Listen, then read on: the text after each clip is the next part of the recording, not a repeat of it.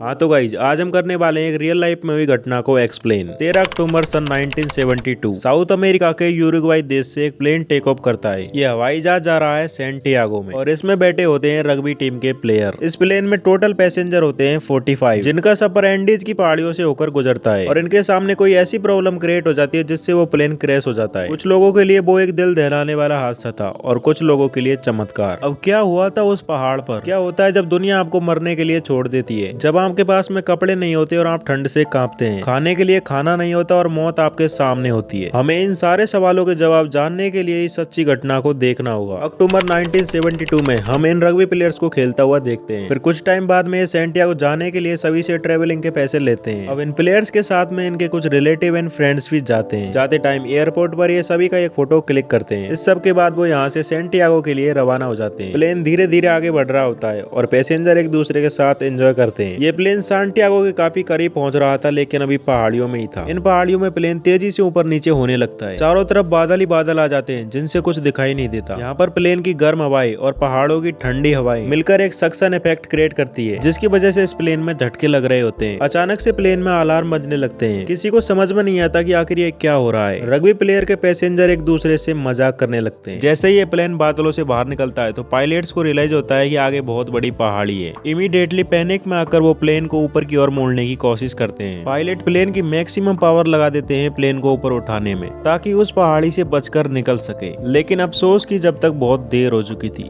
हवाई जहाज का पीछे का हिस्सा टकरा जाता है पहाड़ी से ऊपर की ओर जाते टाइम, जिससे यहाँ पे प्लेन का पीछे का पोर्शन अलग हो जाता है और फ्रंट पोर्शन एक ग्लेशियर पे जाकर स्लाइड करने लगता है, वो भी 350 किलोमीटर प्रति घंटे की रफ्तार से। और फाइनली फिर नीचे जाकर प्लेन का टकराव होता है। इतनी स्पीड से प्लेन के टकराने पर प्लेन की सारी सीटें सिकुड़ जाती है जिसकी वजह से उन सीटों पर बैठे लोगों के हाथ पैर और गर्दन टूट जाती है। जो लोग बचते हैं वो उस प्लेन में से कुछ न कुछ करके बाहर निकलते हैं। पायलट जिसकी आखिरी सांसें चल रही होती है, ये लोग कांटेक्ट करने की कोशिश करते हैं लेकिन हो नहीं पाता। आखिरकार पायलट भी अपना दम तोड़ देता है। प्रॉब्लम यह है कि कुछ लोग इस क्रैश में काफी ज्यादा जख्मी हो चुके हैं और कोई भी नहीं जानता कि ये कहाँ अटके पड़े हैं। और ये सर्वाइवल की दर्दनाक कहानी अभी तो शुरू हुई है। ना ही वो लोग इमेजिन कर सकते थे, ना ही आप इमेजिन कर सकते हो कि उन लोगों पर आगे क्या बीतने वाली है। यह है दिल दहला देने वाली दर्दनाक कहानी। तो आइए जानते हैं। इस क्रैश के बाद में 2 सर्वाइवर्स ऐसे थे जिनको ज्यादा चोट नहीं पहुंची थी। एक का नाम है रॉबर्टो कनेजा और दूसरे का नाम है गुस्तावो जर्बिनो। ये दोनों ही मेडिकल स्टूडेंट होते हैं जो तुरंत लग जाते हैं घायल लोगों की मदद करने के लिए। रात होने लगती है और टेम्परेचर धीरे धीरे माइनस में जाने लगता है। अब टेम्परेचर का पारा -30 डिग्री हो चुका था। अब यहाँ पर प्लेन में जिंदा और मुर्दा सभी एक साथ सिमट कर बैठे हैं। ठंड इतनी बढ़ चुकी है कि ये लोग उसे सहन नहीं कर पाते और जोर जोर से चीखने लगते हैं। अब यहाँ पर नींद आने का मतलब था मौत। कैसे न कैसे करके ये लोग इस रात को सर्वाइव कर लेते हैं। अब जिन लोगों से वो रात की ठंड सर्वाइव नहीं हो सकी वो मौत के मुंह में चले गए। सुबह होने पर ये लोग मरे हुए लोगों की बॉडी को बाहर रख देते हैं। इन लोगों को सर्च करने के लिए कुछ हेलीकॉप्टर्स भी आते हैं लेकिन प्लेन का रंग वाइट होने के कारण वो इन्हें ढूंढ नहीं पाते। ये लोग नीचे से काफी चिल्लाते भी हैं बट उन तक इनकी आवाज नहीं पहुंच पाती। ये लोग सूटकेस से बर्फ पर क्रॉस बनाते हैं ताकि वो उन्हें किसी तरह दिख जाए, लेकिन इनको ये जल्दी रियलाइज हो जाता है कि ये काम नहीं कर रहा। अब फिर से रात होने लगती है और प्लेन के पिछले हिस्से को ढकने के लिए ये सूटकेस और कपड़ों का इस्तेमाल करते हैं और वो 14 अक्टूबर की रात को किसी तरह निकाल लेते हैं। अगला दिन 15 अक्टूबर बचे हुए लोग रियलाइज करते हैं कि उन्हें जिंदा रहने के लिए पानी की सख्त जरूरत है। फिर उनमें से एक पैसेंजर बर्फ को पिघलाकर एक बोतल में भरता है। ये लोग तय करते हैं कि प्लेन के पिछले हिस्से में बैटरीज गिर चुकी है, इसलिए हम उन्हें लेने के लिए जाएंगे। 4 लोग चल देते हैं उस क्रैश हुए प्लेन के रास्ते पर। ऊपर जाने के बाद जब वो अपने प्लेन को देखते हैं तो वो उन्हें नजर नहीं आता और ये लोग यहाँ पर काफी थक जाते हैं, इसलिए उन्हें वापस आना पड़ता है। 6 दिन गुजर जाने के बाद में इनका खाना पूरा खत्म हो जाता है और इन्हें ऐसी भूख लगती है कि बर्फ और पत्थरों की काई कोई खाने लगते हैं। एक सर्वाइवर तो ऐसा होता है जो भूख के मारे सिगरेट कोई खाने लगता है। इन सर्वाइवर्स को प्लेन में एक रेडियो पड़ा मिलता है जिसे ये कुछ न कुछ करके ठीक कर लेते हैं। ये रेडियो ऑन करते हैं 11 दिन बाद जब सर्च ऑपरेशन बंद किया जा चुका था। इन लोगों का दिल बैठ जाता है और कुछ लोग रोने भी लगते हैं इस खबर को सुन के। वैसे भी इन लोगों की भूख से धीरे धीरे हालत खराब होने लगती है। जब भूख बर्दाश्त से भी बाहर हो जाती है तो ये लोग बर्फ, कॉटन और सूलेस को भी खाने लगते हैं जिससे वो और बीमार पड़ गए। अब इस सिचुएशन में भूखे मरने के अलावा कोई और ऑप्शन नहीं था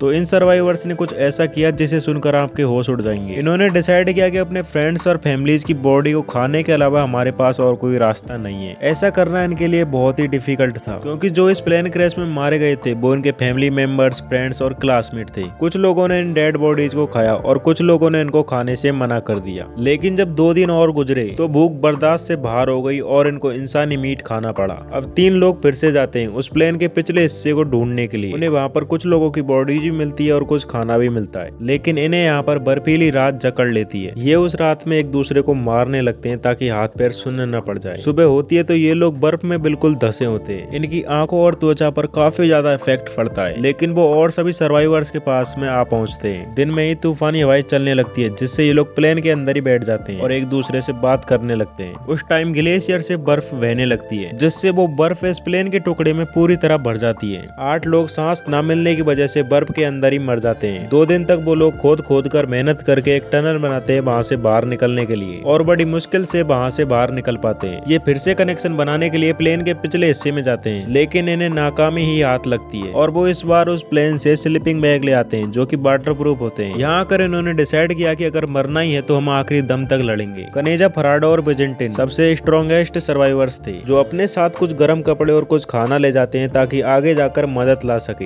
इन लोगों को अब पूरे 61 दिन गुजर चुके थे। ये डिसाइड करते हैं कि बेस्ट में चिल्ली की पहाड़ियों पर जाना है। स्लीपिंग बैग के अंदर ये पूरी रात को निकाल देते हैं। अगले दिन जब ये चोटी पर चढ़कर देखते हैं तो इन्हें काफी सारी पहाड़ियां दिखाई देती हैं। वो तय करते हैं कि उनमें से एक वापस जाएगा ताकि खाना ज्यादा दिनों तक चल सके। फिर वो दोनों आगे का सफर शुरू करते हैं। कुछ सफर गुजरने के बाद में कनेसा और पराठो को एक पहाड़ी नजर आती है और वो उस ओर आगे बढ़ने लगते हैं। फिर ये एक ऐसी वैली पर पहुंचते हैं जहाँ पर इन्हें नदी बहती हुई दिखाई देती है। वहाँ पर ये अपना पेट भरकर पानी पीते हैं और पानी पीने के बाद में नदी के दूसरे किनारे पर इन्हें एक आदमी दिखाई देता है। ये दोनों उसे देखकर चिल्लाने लगते हैं। नदी का शोर इतना होता है कि इनकी आवाज उस तक नहीं पहुंच पाती। वो आदमी एक पत्थर में कागज और पेंसिल को बांधकर उनकी तरफ फेंकता है और ये उस कागज में लिख देते हैं कि हम उस प्लेन से हैं जो क्रैश हो गया था। हमें बहुत भूख लगी है और हम चल भी नहीं पा रहे। और इनको यहाँ पर चलते चलते 10 दिन गुजर चुके थे और इन्होंने इन 10 दिनों में एंडीज की इस बर्फ में पैदल चलकर पूरा 61 किलोमीटर का सफर तय किया था। वो आदमी ने अपने घर ले जाता है और खाना भी खिलाता है। अब इस बात की information air rescue service team के पास में पहुंच जाती है। जैसे ही इन लोगों की कहानी के बारे में सभी लोगों को पता चलता है तो ये एक इंटरनेशनल खबर बन जाती है। आर्मी ऑफिसर परेदो और कनेसा का इंटरव्यू लेते हैं उन क्रैश हुए लोगों की लोकेशन की इंफॉर्मेशन की पता लगाने के लिए। ये दिल दहला देने वाली कहानी एकदम अनबिलीवेबल थी। चिली की एयरफोर्स तुरंत हेलीकॉप्टर भेजती है रेस्क्यू करने के लिए। 22 दिसंबर सन 1972 जब इन्हें 71 दिन गुजर चुके थे, आर्मी ऑफिसर उनको हेलीकॉप्टर में बिठाकर ले जाते हैं ताकि उस जगह को ढूंढ सके और उनकी मदद से उन बचे हुए सर्वाइवर्स की लोकेशन फाइनली पता चल जाती है। अब इन सर्वाइवर्स में से टोटल 16 ही जिंदा बचे थे। आखिरकार 2 हेलीकॉप्टर उनके ऊपर आ जाते हैं। उन हेलीकॉप्टर्स को देखकर सर्वाइवर्स के दिल चहक उठते हैं। सर्वाइवर्स में खुशी की एक ऐसी लहर उठती है जिससे वो उछलने कूदने लगते हैं, एक दूसरे को गले लगाते हैं और अब यहाँ पर उनकी खुशी का ठिकाना नहीं रहा। अब यहाँ पर जो कोई भी बचा था वो बहुत ही कमजोर हालत में था और फाइनली वहाँ से सभी को हेलीकॉप्टर्स में बिठाकर ले आते हैं। जब इन्हें पहुंचाया जाता है तो इन्हें देखने के लिए भीड़ बहुत ही बड़ी तादाद में होती है। इनके परिवार वाले देखकर इन्हें काफी खुश होते हैं और अपने गले से लगा लेते हैं। इनके शरीर जो अब किसी कंकाल से कम नहीं। ये कहानी पूरी दुनिया के सामने लेसन है उम्मीद को लेकर। अगर आपने ठान ली कुछ कर दिखाने की और आपके अंदर सब्र है और इंसानियत है तो क्या कुछ नहीं कर सकते। आप चाहे तो ऐसी चीज अचीव कर सकते हैं जिसे आप सपनों में भी नहीं सोच सकते। कुछ लोगों के लिए ये एक दिल दहला देने वाला हादसा था और कुछ लोगों के लिए चमत्कार। वीडियो पसंद आई हो तो अपने दोस्तों के साथ जरूर शेयर कीजिएगा और इस कहानी के बारे में अपने ओपिनियन कमेंट सेक्शन में जरूर बताना। तब तक मिलते हैं नेक्स्ट वीडियो में। Good bye.